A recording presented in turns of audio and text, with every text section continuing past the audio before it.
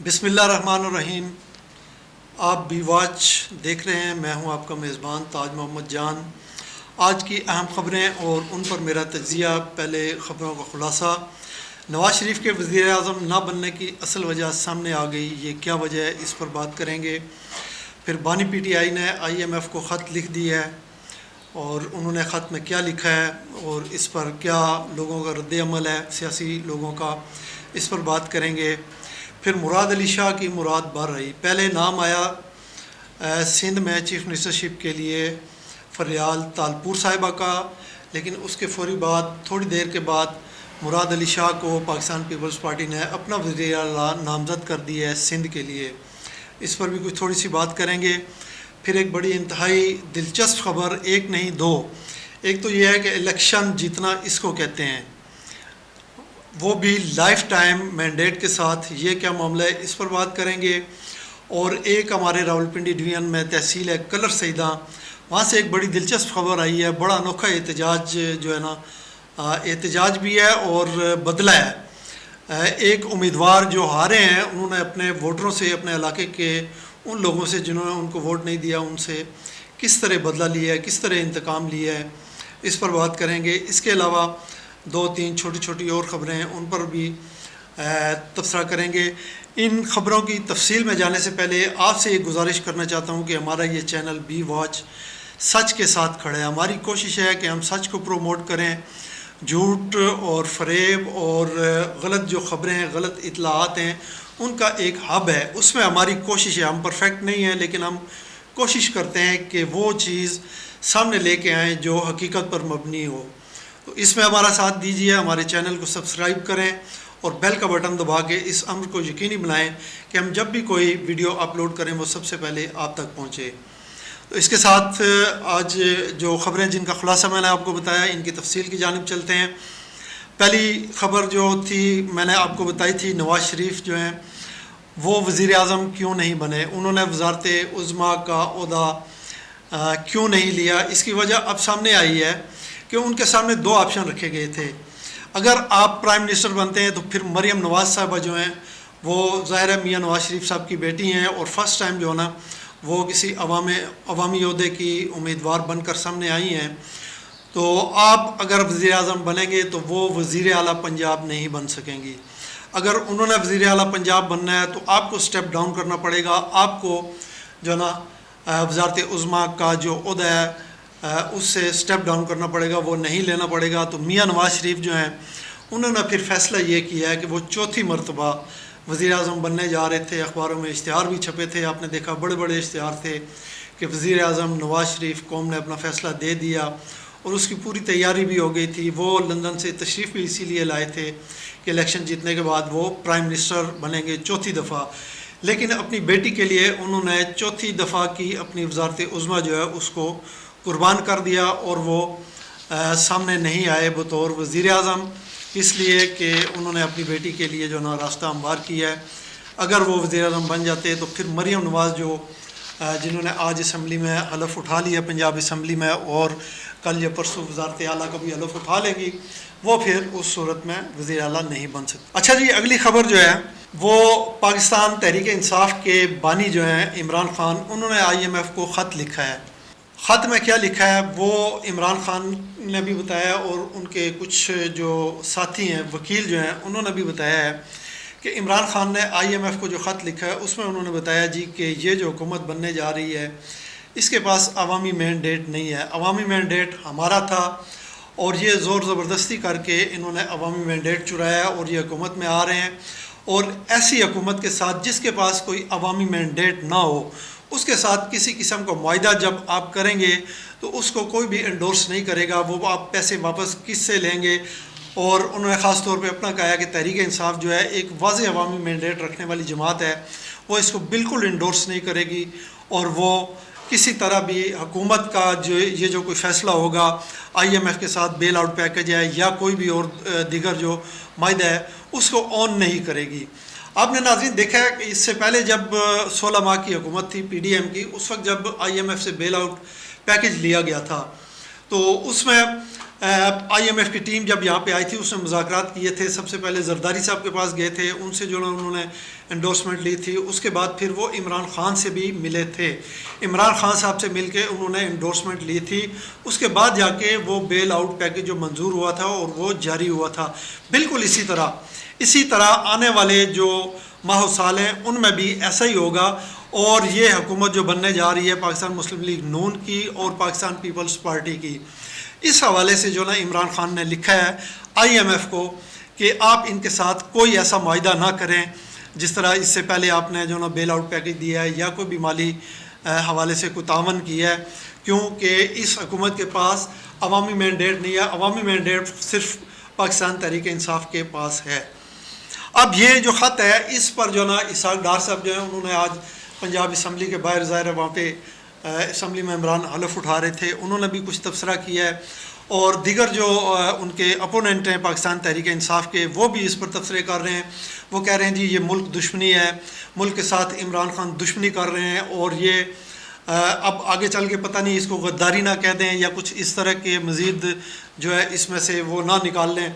लेकिन ये है कि वो इस पर तनकीद कर रहे हैं, जबकि बैरिस्टर गोहर जो हैं और पाकिस्तान तहरीक इंसाफ के जो वकील हैं वो इसकी भरपूर वकालत कर रहे हैं और कह रहे हैं जी कि ये मुल्क दुश्मनी नहीं बल्कि मुल्क दोस्ती है। हम मुल्क दोस्ती जो है ना, मुल्क दोस्ती में ऐसा कर रहे हैं। और IMF को हमने लिखा है कि वो ऐसी हुकूमत के साथ जो है कोई मुआहदा ना करे जिसके पास अवामी मैंडेट नहीं है। बहरहाल ये आने वाले दिनों में मज़ीद कुछ वाज़ेह हो जाएगा कि ये क्या मामला है और ये पाकिस्तान के साथ इमरान खान की दोस्ती है, दुश्मनी है, क्या है, ये सब वाज़ेह हो जाएगा। अच्छा जी, इसके अलावा मुराद अली शाह साहब जो है इससे पहले 2 दफ़ा सिंध के चीफ मिनिस्टर रह चुके हैं, उनकी मुराद जो है ना वो बढ़ रही है। इससे पहले सुबह जो ख़बरें आ रही थी मीडिया पर उनमें यह था कि पाकिस्तान पीपल्स पार्टी जो है सिंध के लिए फरियाल तालपुर जो हैं आसिफ अली जरदारी साहब की हमशीरा जो हैं उनका नाम जो है वो सामने आ रहा था, उनको नामज़द करेंगे। और उस पर जो है ना दाएँ बाएँ से तबसरे भी शुरू हो गए थे और ये कहा जा रहा था कि जिस तरह पंजाब की तारीख़ में पहली मरतबा मरीम नवाज़ जो ना वो चीफ़ मिनिस्टर बनने जा रही हैं ख़ातून, इसी तरह सिंध में भी पहली दफ़ा एक ख़ातून चीफ़ मिनिस्टर होगी। लेकिन उसके बाद फिर जो है ना पाकिस्तान पीपल्स पार्टी की जानिब से एक वजाहत आई और उनका फ़ैसला सामने आया कि नहीं जी, अब मुराद अली शाह जो हैं वो सिंध के चीफ़ मिनिस्टर होंगे। ये तीसरी दफ़ा सिंध की चीफ़ मिनिस्टरशिप जो है उनको दी जा रही है और वही सिंध के वज़ीर आला होंगे। अच्छा जी, इसके अलावा मैंने आपको शुरू में बताया था कि इलेक्शन जीतना इसको कहते हैं, वो भी लाइफ टाइम मैंडेट के साथ। इसका कुछ अहवाल ये है, ये बड़ी दिलचस्प खबर है कि इलेक्शन के रोज़ जो है ना शिकारपुर का एक स्कूल टीचर है शिकारपुर में, वहाँ पे असिस्टेंट प्रिजाइडिंग ऑफिसर था। तो लेडीज़ के बूथ में उनकी जो ना वो ड्यूटी थी। वहाँ पे जो एक उम्मीदवार हैं उनकी जो पोलिंग एजेंट हैं वो भी वहाँ पे बैठी हुई थी और इन दोनों के दरमियान वहाँ बैठे बैठे जो है ना आपस में अंडरस्टैंडिंग हुई, एक दूसरे को पसंदीदगी का इन्होंने इजहार किया। और वहाँ से निकलने के बाद अपनी ड्यूटी सर अंजाम देने के बाद दूसरे या तीसरे दिन गालिबन इन्होंने आपस में शादी रचा ली। तो ये है इस इलेक्शन का एक बड़ा अहम जो नतीजा, ऐसा नतीजा जो आप यूँ कह लें कि लाइफ टाइम जो है मैंडेट मिला है दोनों को, मियाँ बीवी दोनों को। और ये एक बड़ी अच्छी बात है, हम उनके लिए दुआ गो हैं कि अल्लाह ताला उनकी ज़िंदगी में बरकत डाले और आसानियाँ पैदा करे।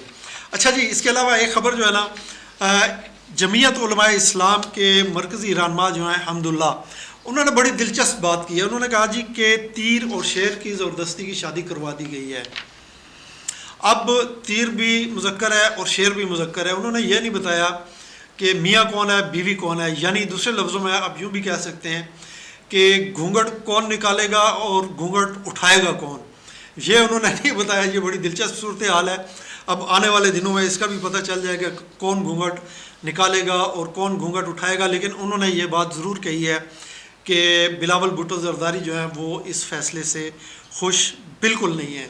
अच्छा, एक और बड़ी दिलचस्प खबर जो है ना वो ये आ रही है कि पाकिस्तान सुपर लीग के मैचेस जो है ना वो 3-4 दिन पहले शुरू हुए थे। पूरे पाकिस्तान में जो ना उनके मैचेस होने हैं या रावलपिंडी में भी होना है। तो वहाँ पे बड़ी दिलचस्प सूरत हाल पैदा हो जाती है कि मैच देखने के लिए टिकट ख़रीद कर जो आवाम स्टेडियम के अंदर जाते हैं वो वहाँ पे बैठ के नारे लगाना शुरू कर देते हैं पाकिस्तान तहरीक इंसाफ और इमरान खान के हक़ में। एक रोज़ पहले गुज़श्ता रोज़ यानी हमने देखा कि मैदान के अंदर वहाँ पे जहाँ खेल होता है वहाँ तो नहीं, लेकिन दाएं बाएं जो उसकी एक राहदारी सी वो होती है, वहाँ पे पीटीआई का परचम लेके तमाशाई जो हैं वो उस ग्राउंड का चक्कर लगा रहे हैं और नारे लगा रहे हैं, और इंतज़ामिया के लिए, पुलिस के लिए एक एम्बेरसमेंट की सूरत हाल जो है ना वो पैदा हो चुकी है, और ये उनको काबू करना जो है ना मुश्किल हो रहा है। अब वो उनके लिए ये बड़ा मुश्किल है कि वो जब टिकट देते हैं, इजाज़त देते हैं स्टेडियम के अंदर जाने की तमाशाइयों को, तो वो ये पहचान कर सकें या उनसे हलफ ले सकें कि आपने अंदर जाके किसी सियासी जमात की, ख़ास तौर पे तहरीक इंसाफ की जो ना सपोर्ट नहीं करनी, उनके हक़ में नारे नहीं लगाने। तो ये एक बड़ी दिलचस्प सूरत हाल है। इस पर सोशल मीडिया पर लोग जो ना ये तबसरे कर रहे हैं कि ये PSL जो है अब ये भी मुश्किल में पड़ गया है, और बाकी मैचेस जो है ना अगर यही सूरत हाल रही तो इंतज़ामिया जो है उसको बाकी मैचेस जो हैं वो मनसूख करने पड़ जाएंगे। बहरहाल ये एक ख़बर थी, मैं कहा आपसे ये भी शेयर कर लूँ। इसके अलावा एक और बड़ी दिलचस्प ख़बर है, रावलपिंडी जो डिवीज़न है उसकी एक तहसील है कलर सईदा, वहाँ पे ये नाम है जी, साबिक नाज़म हैं यूनियन कौंसिल के, इनका ताल्लुक़ पाकिस्तान मुस्लिम लीग नून से बताया जाता है। मोहम्मद ताज नाम है इनका, मेरे सरनामी हैं। इनको लोगों ने वोट नहीं दिए, ये हार गए या जीत गए ये तो खैर मालूम नहीं है, लेकिन जिन लोगों ने इनको वोट नहीं दिए वो एक छोटा सा गांव है, उसमें 1300 या 1400 की आबादी है। तो इन्होंने उन लोगों से जिन्होंने इनको वोट नहीं दिए, ज़ाहिर है उनको किसी ने बताया होगा कि ये जो आबादी है इन्होंने आपको वोट नहीं दिए, तो उन्होंने फिर वहाँ पे जो सड़क थी, मरकज़ी सड़क जो है उसको बिल्डोज़र के ज़रिए जो ना उखाड़ना शुरू कर दिया। उन्होंने कहा जी कि जब आपने मुझे वोट नहीं दिए तो फिर ये सड़क क्यों, और उन्होंने ये अपील की है कि ये सड़क जो है ना कोई सरकारी अराज़ी नहीं है बल्कि मेरे आबा व अजदाद की ज़मीन है, इसलिए मैं इसको उखाड़ रहा हूँ। हम आपको अपनी स्क्रीन पर जो ना उसकी तस्वीर भी दिखाएंगे। उखड़ी हुई सड़क है, उसमें जो ना पत्थर और वो बजरी पड़ी हुई है, उखड़ा हुआ सारा। तो ये इस तरह का एक अनोखा जो ना उन्होंने अपने उन लोगों से इंतकाम लिया जिन्होंने उनको वोट नहीं दिया। और आखिरी खबर ये है जी कि स्पीकर सबतैन खान जो हैं पंजाब असम्बली के, ये ज़ाहिर है पिछली असम्बली जो है उसके स्पीकर हैं, अभी तक जब तक नया स्पीकर जो है ना ऐवान मुंतखब नहीं कर लेता स्पीकर और डिप्टी स्पीकर, उस वक्त तक स्पीकर यही हैं। इन्होंने अरकान असम्बली से आज हलफ ले लिया है, और हलफ लेने वालों में मरियम नवाज़ जो हैं पंजाब की नामज़द वज़ीर आला वो भी मौजूद थी, उन्होंने भी हलफ ले लिया है। अब वो वज़ारत आला का हलफ कब उठाएंगी, कल या परसों? कल तो आने वाला जो कल है ग़ालिबन उसमें स्पीकर, डिप्टी स्पीकर इनका इंतखाब होगा, और अगर वक्त हुआ तो वो हलफ उठाएंगी, नहीं तो उनके हलफ उठाने का मामला जो है वो फिर अगले दिन पर चला जाएगा। जी ये थी ताज़ा तरीन ख़बरें और उन पर मेरा तज्ज़िया। इसी के साथ मैं आपसे इजाज़त चाहता हूँ इस दुआ के साथ कि जहाँ पर रहें खुश रहें, अपना ख्याल रखिएगा, अपने इर्द गिर्द के लोगों का ख्याल रखिएगा। आपका बहुत बहुत शुक्रिया। अल्लाह हाफिज़।